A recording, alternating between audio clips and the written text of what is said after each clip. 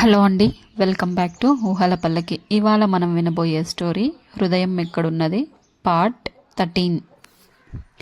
Night queen పూలు గుత్తులు గుత్తులుగా పూసి వెన్నెల వెలుగుకి ఆ పరిమళాన్ని అద్దుతున్నాయా అనిపిస్తోంది. వెదజల్లిన పుప్పొడిలా నక్షత్రాలు ఆకాశంలో మెరుస్తున్నాయి. అక్కడక్కడ ఆ నక్షత్రాల మీద సాగిపోతున్న పల్చని మేఘాలు. సంగీత ఝరి ఏదో దివి నుంచి భూమికి జాలువారుతోంది. ఎక్కడో దూరంగా ఓ చాతక పక్షి తన సంగీత జ్ఞానాన్ని గుర్తు చేసుకుంటోంది.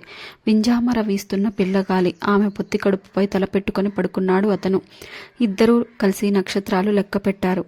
నింగి నేల కలిసే చోటుకి, దిగంతాల ఆవలికి వెళ్దామని, మంచు కొండల పైనుంచి జంటగా జారిపోదామని, ఆరు బయలలో పచ్చిక తివాసి కప్పుకొని పడుకుందామని అనుకున్నారు. ఓ మంచి అబ్బాయిని ప్రేమిస్తే మన జీవితంలోని అన్ని నిమిషాలని బహుమతిగా చేసి మనకే ఇస్తాడు కదా, నిద్రపోయే ముందు అనుకుందామె. ఉదయాన్నే మొబైల్లో అలారం మోగింది. అతడు లేస్తాడని ఆమె లేస్తుందని అతను అలాగే పడుకున్నారు. చివరికి ఆ ఇరిటేషన్ భరించలేక ఆమె లేచి కూర్చుని అతన్ని తట్టి లేపింది. ఏయ్, అలారం పెట్టుకున్నవాడివి, అలారం మోగినప్పుడు లేవచ్చు కదా అంటూ. అలారమా? నేనింకా మన పెళ్లి సన్నాయి మోగుతుందనుకుంటున్నానే. లేచి అమాయకంగా అటు ఇటు చూశాడు. దిండు తీసుకుని అతన్ని కొట్టింది. ఆ రోజు ఆదివారం కావటంతో ఇద్దరు ఇంట్లోనే ఉండిపోయారు. కాఫీ తాగిన తర్వాత ఆమె ఒడిలో పడుకుని ఆమె సామీప్యాన్ని, ఆ స్పర్శలో వెచ్చదనాన్ని అనుభూతిస్తూ మళ్ళీ కళ్ళు మూసుకున్నాడు అతను. కాసేపయ్యాక, ఈరోజు నేను వంట చేస్తాను చెప్పిందామె. ఇంకాసేపు ఉండు అని అతను రిమోట్ తీసుకుని టీవీ ఆన్ చేశాడు. ఏవేవో ఛానల్స్ మార్చసాగాడు. విష్ణు, బ్యాక్ వెళ్ళు. రిమోట్తో ఛానల్ మారుస్తున్న అతన్ని కంగారు పెట్టింది. అతను గబగబా బటన్స్ వెనక్కి నొక్కి, ఏమైంది అని అడిగాడు. ఓ యూసీ, గంధర్వ్ ప్రోగ్రాం అంది ఆమె మెరుస్తున్న కళ్ళతో. ఓ ప్రైవేట్ టీవీ ఛానల్లో ఓ ప్రాయోజిత కార్యక్రమం చూస్తోంది. చూడైతే అంటూ రిమోట్ టీపై మీద పెట్టేసి సోఫాలోంచి లేవబోయాడు. నువ్వు కూడా కూర్చో, అతని చెయ్యి పట్టుకొని కూర్చోబెట్టింది. ఈలోగా ఓ కమర్షియల్ బ్రేక్. నీకో సంగతి చెప్తే నువ్వు నవ్వకూడదు, ఆమె ఉత్సాహంగా అంది. నవ్వన్లే, చెప్పు అన్నాడతను. నేను ఇంజనీరింగ్ ఫస్ట్ ఇయర్లో ఉండగా ఓసారి ఈ టీవీ వాళ్ళు గంధర్వ్తో ఓ ప్రోగ్రాం అరేంజ్ చేశారు. గంధర్వ్ని ఫ్యాన్స్ లైవ్లో ఇంటర్వ్యూ చేసే ప్రోగ్రాం. మనం పంపించే ఎస్ఎంఎస్ల ఆధారంగా ఫ్యాన్స్ని సెలెక్ట్ చేస్తారు. నాన్నగారిని అడిగి ఎస్ఎంఎస్ ప్యాకేజీ వేయించుకుని మరీ ఎన్ని ఎస్ఎంఎస్లు పంపించానో లెక్కలేదు. బ్యాడ్ లక్, నాకు ఆ ప్రోగ్రాంలో అతడిని కలిసే అవకాశమే రాలేదు. ఎస్ఎంఎస్లు ఎయిర్టెల్ నుంచి పంపించమని అడిగారా? ఆరాగా అడిగాడతను. అఫ్కోర్స్, చాలా సింపుల్గా చెప్పిందామె. అదెంత పెద్ద బిజినెస్సో అతను మనసులోనే గుణించుకున్నాడు. హీ స్పెషల్, చూడు ఎంత బాగా పాడతాడో. కాసేపట్లో తెర మీదకు గంధర్వ్ వచ్చాడు. Let's welcome Indian Idol Gandharv, anchor చెప్పింది. స్టూడియోలోని ప్రేక్షకులు కరతాళ ధ్వనులతో అతనికి స్వాగతం పలికారు. అతను వినమ్రంగా తల వంచి చేతులు జోడించాడు. ఆ కార్యక్రమానికి యాంకరింగ్ చేస్తున్న యాంకర్ అతనలా తమ స్టూడియోకి రావటం, అతనిని చూడటంతో తన జన్మ ధన్యమైనట్టుగా మాట్లాడింది. ఆ యాంకర్ అతన్ని పొగుడుతుంటే అతను వినయంగా కొద్దిగా తల వంచి చేతులు జోడించి నిలబడ్డాడు.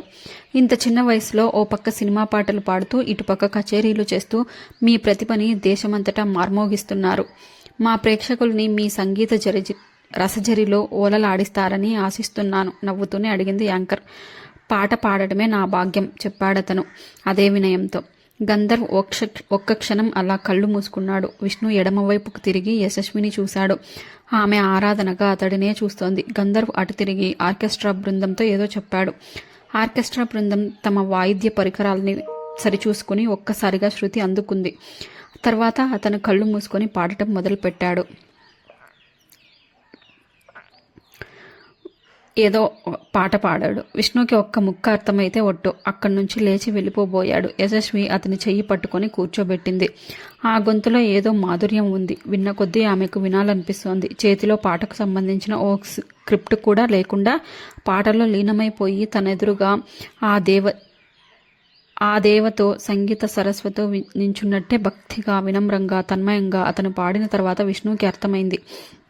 అప్పటిదాకా ఆ యాంకర్ ఆ పాట గురించి, ఆ గాయకుని గురించి చెప్పింది చాలా తక్కువని. ఆ పాట విన్న యశస్వి కళ్ళల్లో నీళ్లు తిరిగాయి. Gandharv is a gifted singer కదా అడిగింది. అవునన్నట్టు తలూపాడు.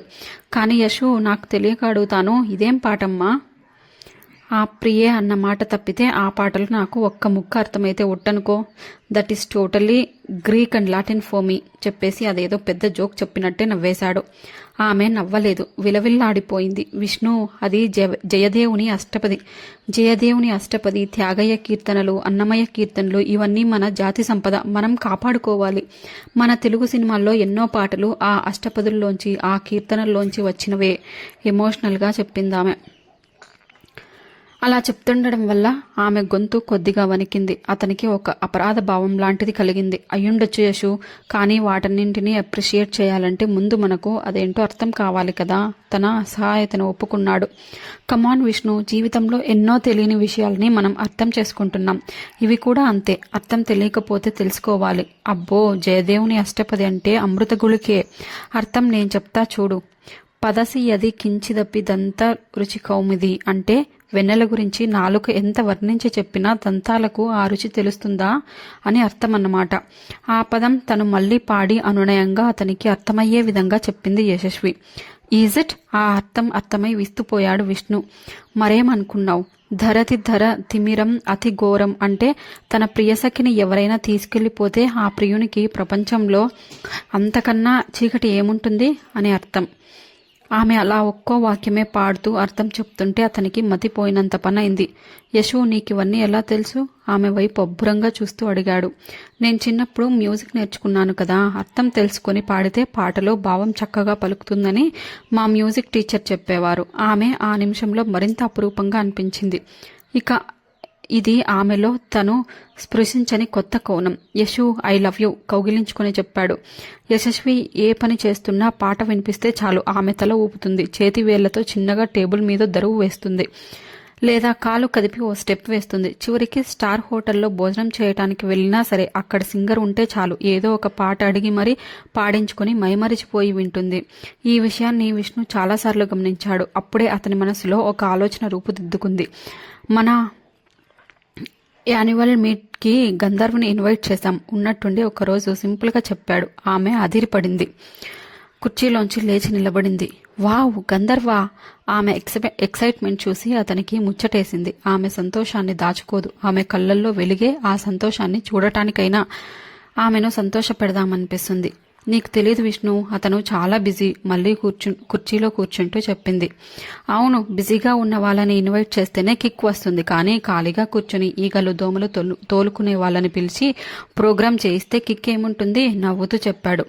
యా యు ఆర్ రైట్ అందామె. తర్వాత లేచి నిలబడి డాన్స్ చేసింది. నిజంగా అతను వస్తానన్నారా? అంతలోనే అపనమ్మకంగా అడిగింది. వస్తానన్నాడు. అతనికి వీలైన సమయాన్ని చూసుకుని మన వాళ్ళు ఫంక్షన్ ఏర్పాట్లు చేశారు. ఆమె కళ్ళల్లోకి మళ్లీ మెరుపు వచ్చేసింది. ఆ తర్వాత విష్ణుని హగ్ చేసుకుంది. Thank you Vishnu, thank you so much అని చెప్పింది. ఆ రోజు నుంచే విష్ణు ఫంక్షన్కి సంబంధించిన ఏర్పాట్లు చూసుకోసాగాడు. ఆఫీస్లో ఒక ఆర్గనైజింగ్ కమిటీని ఏర్పాటు చేశాడు. ఒక్కొక్కరికి ఒక్కో పని అప్పగించాడు. Dinner, snacks, vehicles, sound system, security వీటిలో ఎక్కడా తేడా రాకుండా ఒక్కటికి 4 సార్లు చెక్ చేయించుకున్నాడు. యశు ఈ గంధర్వుకి సంబంధించిన పార్ట్ అంటే తనకు కావలసిన వెహికల్స్ పంపించడం, వాళ్ళని రిసీవ్ చేసుకోవటం, తన గురించిన చక్కటి ఇంట్రో స్టేజ్ మీద ఇవ్వటం, వాళ్ళకి రిఫ్రెష్మెంట్స్ చూడటం, వాళ్ళకి ఇక్కడ స్టేజ్ మీద కావాల్సిన ఎలక్ట్రిక్ ప్లగ్స్, ఓట్ ఆఫ్ థ్యాంక్స్లో అతని పేరు, అతని పిఏ పేరు మెన్షన్ చేయటం, వాళ్ళని తిరిగి పంపించడానికి వెహికల్స్ అరేంజ్ చేయటం ఎక్సెట్రా అంతా నువ్వే చూసుకోవాలి. కావాలని ఆమెకు ఆ బాధ్యత అప్పగించాడు. ఆమె ఆనందానికి అవధులు లేకుండా పోయింది. ఉక్కిరి బిక్కిరైంది. తను గంధర్వుకి కావలసిన ఏర్పాట్లన్నీ చూసుకోవటమా? దొరకునా ఇటువంటి సేవ అంటూ ఆమె ఉద్వేగంతో పాడేసింది. 2 చేతులు జాపి తన చుట్టూ తాను గిరిగిరా తిరిగేసింది. కూల్, సెలబ్రిటీస్ వచ్చినప్పుడు మనం బ్యాలెన్స్డ్గా ఉండాలి. వారంటే మనకు ఎంతైనా అడ్మిరేషన్ ఉండొచ్చు, కానీ ఏర్పాట్లలో లోపాలు కనిపించకూడదు. అలా జాగ్రత్తలు తీసుకోగలిగితేనే వాళ్ళు సౌకర్యవంతంగా ఉంటారు. పైగా మనం ఇప్పుడు ప్రతిష్టాత్మక సంస్థని రిప్రజెంట్ చేస్తున్నాం కాబట్టి ఇంకా జాగ్రత్తగా ఉండాలి అంటూ యశస్వికి కూడా ఆమె చేయాల్సిన పనులన్నింటినీ వివరించాడు. అతను చెప్పిన పనులన్నింటినీ జాగ్రత్తగా నోట్ చేసుకుంది. ఒక ఫంక్షన్ ఏర్పాటు చేయటం అంటే వెనుక ఎంతమంది శ్రమ ఉంటుందో, ఎన్ని రోజుల ముందుగా ఎంత ఓపికతో అందరినీ సమన్వయపరుచుకుంటూ డబ్బు ఖర్చు పెడుతూ ఒక బలమైన వ్యక్తి ఎలా ముందుకు వెళ్లాలో ఆమె ఆమెకు ప్రాక్టికల్గా అర్థం కాసాగింది. అందులోనూ విష్ణు మరింత ప్రత్యేకంగా శ్రద్ధ కనపరుస్తున్నాడు. ప్రతి చిన్న విషయాన్ని స్పష్టంగా తన ఐప్యాడ్లో నోట్ చేసుకుంటున్నాడు. అతని దగ్గర కార్యక్రమానికి సంబంధించిన అన్ని వివరాలు నిమిషాలతో సహా ఉన్నాయి. అతను ఏ పని చేసినా ప్రణాళికాబద్ధంగా పకడ్బందీగా చేస్తాడని ఆమెకు అర్థం కాసాగింది. ఆమె ఆశ్చర్యపోయి, విష్ణు, నీకింత ప్లానింగ్ ఎలా అలవాటైంది అడిగింది. బహుశా నేనున్న పొజిషన్లోని అవసరం నాకు నేర్పిందేమో చెప్పాడతను. ఆమెకు తన తండ్రి జ్ఞాపకం వచ్చాడు. ఆయన కూడా ఇంతే, చాలా విషయాల్లో ఎంతో పర్ఫెక్ట్గా ఉంటాడు. ఆయన ప్లానింగ్కి తిరుగుండదు. విష్ణు, నువ్వు చాలా విషయాల్లో మా నాన్నగారిలా ఉంటావు. నిన్ను చాలా లైక్ చేస్తారు, ప్రేమగా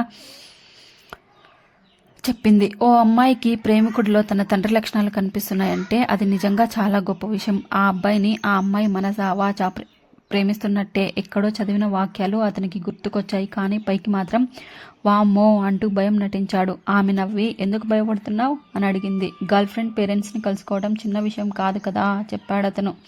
డోంట్ వరీ, మా నాన్నగారు నిన్ను, నీ పద్ధతిని చూస్తే బాగా లైక్ చేస్తారు. Thank you. నీకే కాదు, వాళ్ళు నాకు కూడా పేరెంట్స్ లాంటి వాళ్ళే. వాళ్ళు నన్ను లైక్ చేసేలా ఉండటానికి ప్రయత్నిస్తాను చెప్పాడతను. సో నైస్ ఆఫ్ యూ అంటూ మెరుస్తున్న కళ్ళతో చెప్పిందామె. అవును యేషు, నీతో పాటు నీ వాళ్ళంతా కూడా నన్ను ప్రేమిస్తే మన రిలేషన్షిప్ ఇంకా బాగుంటుంది కదా అడిగాడతను. ఎస్ విష్ణు చెప్పిందామె. ఇంకో రోజు చెప్పాడతను. బీ ప్రిపేర్డ్, మనం రేపు గంధవ్ని ఫార్మల్గా మన ఫంక్షన్కి ఇన్వైట్ చేయడానికి అతని అకాడమీకి వెళ్తున్నాం. గాడ్, నిజంగానా? ఆమె ఉక్కిరిబిక్కిరైంది. విష్ణు చెప్పాడు. గంధవ్ ఈజ్ నైస్ గాయ్, కానీ తనకు ఓ సెక్రటరీ ఉన్నాడు. వాడికి చాలా తలపొగరు. మనం వాడిని కొంచెం జాగ్రత్తగా డీల్ చేయాలి. అలాగే అందామె. ఆ రాత్రంతా ఆమె సరిగ్గా నిద్రపోలేదు. గంధర్వ్ గురించి అన్ని విశేషాలు తెలుసుకోవటానికి ఆమె గూగుల్ని, యూట్యూబ్ని ఆశ్రయించింది. ఆమెకు చాలా వరకు సమాచారం అంతా వాటిల్లోనే దొరికింది. గంధర్వ్ ఎప్పుడు పుట్టాడు, ఎప్పుడు పాడటం మొదలు పెట్టాడు, అతని తొలి గురువు ఎవరు, ఎప్పటి నుంచి అతనికి గుర్తింపు రావటం మొదలైంది, రోజుకు ఎన్ని గంటలు సాధన చేస్తాడు, ఇష్టమైన పాట, అత్యంత ఆనందాన్ని కలిగించిన సందర్భం, అభిమాన గాయకులు, ఇతర గాయకుల ప్రభావం, సినిమాల్లో పాడే అవకాశం ఎలా వచ్చింది, సినిమాల్లో పాడుతూ కూడా బయట ప్రోగ్రామ్స్ ఎలా చేయగలుగుతున్నాడు మొదలైన ప్రశ్నలన్నింటికీ జవాబులు దొరికాయి. ఫేస్బుక్లో అయితే అతనికి కొత్త స్నేహితులు తమ అభ్యర్థనలను పంపటానికి వీల్లేనంతగా నిండిపోయింది. అతని అనుచరుల సంఖ్య వేలల్లో ఉంది. తర్వాత అతనికి సంబంధించిన బ్లాగ్ని చూసింది. అందులో ఇంకా చాలా విషయాలు పొందుపరిచారు. ఆ బ్లాగ్ని అతనే నిర్వహిస్తున్నాడా, లేకపోతే అతని సెక్రటరీ ఎవరైనా నిర్వహిస్తున్నారా అన్న సంగతి ఆమెకు అర్థం కాలేదు. అందులో అతను పాల్గొన్న వివిధ పాట కచేరీల ప్రోగ్రామ్స్, అతను ఇచ్చిన టీవీ ప్రోగ్రామ్స్, అతని విదేశీ పర్యటనలు, వివిధ రకాల ఫోటోలు అన్నీ ఉన్నాయి. అతని కీర్తి ప్రతిష్టలు ఏ స్థాయిలో ఉన్నాయో ఆమెకు బాగా అర్థమయ్యింది. బహుశా ఈ ఒక్క బ్లాగ్ చూస్తే గాయకులలో అతని స్థానం ఏమిటో అర్థమైపోతుంది. అతనికి సంబంధించిన సమాచారాన్నంతా ఆకలింపు చేసుకుంది. విష్ణు కారెక్కిన దగ్గర నుంచి అతన్ని ప్రశ్నలు అడగటం మొదలుపెట్టింది. నీకు అపాయింట్మెంట్ ఎవరిచ్చారు? ఒక టీవీ జర్నలిస్ట్ సాయంతో గంధర్వ్ అపాయింట్మెంట్ తీసుకున్నాడు. జవాబు చెప్పదలుచుకోక నవ్వాడు. నువ్వు అతనితో స్వయంగా మాట్లాడావా? అతని వాయిస్ ఎలా ఉంది? అతని పాటలాగే ఉందా? ఈరోజు అతనికి ఏ ప్రోగ్రామ్స్ లేవా? నన్ను తీసుకొస్తున్నట్టు చెప్పావా లేదా? నీకు అస్సలు అతన్ని పిలవాలన్న ఐడియా ఎలా వచ్చింది? రకరకాల ప్రశ్నలు వేసింది. అతను దేనికి జవాబు చెప్పలేదు. ఆమె అడగకుండా చిన్నపిల్లల ప్రశ్నలు వేస్తూనే ఉంది. అతను ఎంజాయ్ చేశాడు. అతని అకాడమీకి చేరుకుని ముందుగా పిఏ దగ్గరకు వెళ్లి కలిశారు. అపాయింట్మెంట్ ఉందని చెప్పడంతో అతను ఎక్కువ ఇబ్బంది పెట్టలేదు. నేరుగా గంధర్వ్ రూంలోకి పంపించాడు. వీళ్ళ కోసమే ఎదురుచూస్తున్న గంధర్వ్ వీళ్ళని సాదరంగా ఆహ్వానించాడు. సాక్షాత్తు అతన్ని అలా ముఖాముఖి చూసేసరికి ఆమె మనసంతా ఉద్వేగంతో నిండిపోయింది. అప్పటిదాకా అతన్ని కేవలం టీవీలో చూసింది. అలా ప్రత్యక్షంగా చూడటం ఆమెకు గొప్ప థ్రిల్నిచ్చింది. నమస్తే, ఆమె చేతులు జోడించింది. అతను కూడా ప్రతి నమస్కారం చేసి కూర్చోమన్నట్టుగా కుర్చీలో చూపించాడు. కూర్చున్న తర్వాత కొద్దిగా ఉద్వేగం తగ్గింది. తర్వాత అతన్ని పరిశీలించడం మొదలుపెట్టింది. అతను కూడా మామూలు అబ్బాయిలాగే ఉన్నాడు. తెల్లటి లాల్చి పైజామాలో ఉండటం మూలాన కొంచెం ప్రత్యేకంగా కనిపిస్తున్నాడు. టీవీల్లో కానీ న్యూస్ పేపర్స్లో కానీ వచ్చే పాటల్లో, ఫోటోల్లో చూసినప్పటికంటే అతను చాలా చిన్నవాడిలా అనిపించాడు. తనకన్నా కేవలం 5-6 ఏళ్లు పెద్ద, అంతే. కానీ ఇంత చిన్న వయసులో ఇంత పేరు ప్రతిష్టలు రావాలంటే అతను ఎంత పుణ్యం చేసుకున్నాడో, చిన్నప్పటి నుంచి ఎంత ప్రణాళికాబద్ధంగా ఎంత కృషి చేశాడో. షీజ్ యశస్వి, మీకు పెద్ద ఫ్యాన్, విష్ణు పరిచయం చేస్తూ చెప్పాడు. మీరు కాదా? స్పోర్టివ్గా అడిగాడు అతను. విష్ణు పెద్దగా నవ్వేశాడు. కమాన్, మీ పాటల్ని ఇష్టపడని వాళ్ళు ఎవరుంటారు? ఎదురు అడిగాడు. ఆ పొగడ్తకు గంధర్వ్ కూడా ఫ్లాట్ అయ్యాడు. ఐఆమ్ బ్లెస్డ్ అంటూ చేతులు జోడించాడు. మీరు పాటలు పాడతారా? విష్ణుని అడిగాడు. పాటలా? నో వే అన్నాడతను. మరి మీరు అని యశస్విని అడిగాడు. ఫ్రెండ్స్తో అంతాక్షరి వరకు ఓకే, వినయంగా చెప్పింది యశస్వి. She is too humble. తను వైలిన్ ఒక ప్రొఫెషనల్లా ప్లే చేస్తుంది, విష్ణు చెప్పాడు. Oh that's great. మా మ్యూజిక్ ట్రూప్లో ఎప్పుడూ ఓ ఆర్టిస్ట్కి ప్లేస్ ఉంటూనే ఉంటుంది. ప్రస్తుతం అలాంటి ఆలోచనలు ఏవీ లేవు, వెంటనే విష్ణు చెప్పాడు. వాళ్ళిద్దరూ మాట్లాడుకుంటూ ఉంటే ఆమె అలా చూస్తూ ఉండిపోయింది. ఆమెకు ఇంకా ఏదన్నా మాట్లాడదామనిపించింది, కానీ అటు మెదడు ఇటు నోరు సహకరించలేదు. తర్వాత ఇద్దరు సెలవు తీసుకుని బయటకు వచ్చారు. నన్ను అన్ని ప్రశ్నలు అడుగుతావు, గంధర్వుని ఒక్క ప్రశ్న అడగలేదేం? బయటకు వచ్చి కారులో కూర్చున్నాక ఆమెను టీజింగ్గా అడిగాడు. ఏమో విష్ణు, నాకైతే డ్రీమ్ కమింగ్ ట్రూలా అనిపించింది. నోట మాట రాలేదు. Thank you so much. నేను గంధర్వుని స్వయంగా చూడగలిగాను. అతని చేతిని తన 2 చేతులతో పట్టుకుని చెప్పింది. It's okay నవ్వాడతను. తనకేదో గొప్ప అదృష్టం పట్టినట్టు ఫీల్ అవుతోంది. ఆమెకు గంధర్వు బాధ్యత అప్పగించినా విష్ణు ఎక్కడికక్కడ చెక్ చేస్తూనే ఉన్నాడు. యశు, ఇన్విటేషన్ కార్డ్స్ వచ్చాయి, గంధర్వుకి పంపించావా? ఇంకో రోజు అడిగాడు. అయ్యో లేదు విష్ణు, కార్డు పంపించాలని నాకు తెలీదు ఫీల్ అవుతూ చెప్పింది. కార్డు పంపించటం అంటే మన ప్రోగ్రాం గురించి మళ్ళీ ఒకసారి రివైండ్ చేయటం అన్నమాట.